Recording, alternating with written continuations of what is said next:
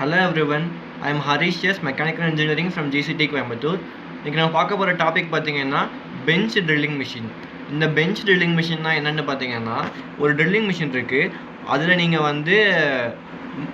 ஆட்டோமேட்டிக்காக எந்த பவரும் கொடுக்காம நீங்கள் மேனுவலாக ஒவ்வொரு வேலையுமே பண்ணுறீங்க. அப்படிங்கும்போது அந்த ட்ரில்லிங் மிஷின் பேர் பெஞ்ச் ட்ரில்லிங் மிஷின் சொல்லுவாங்க.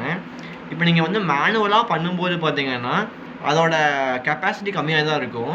அதனால இங்கே அதோட இப்போ அந்த ஒர்க் பீஸோட டயாமீட்டர் மேக்ஸிமம் எவ்வளோ இருக்கலாங்கிற மாதிரினா 1.5 mmலேருந்து 15 mm வரைக்கும் டயாமீட்டர் இருக்க முடியும்.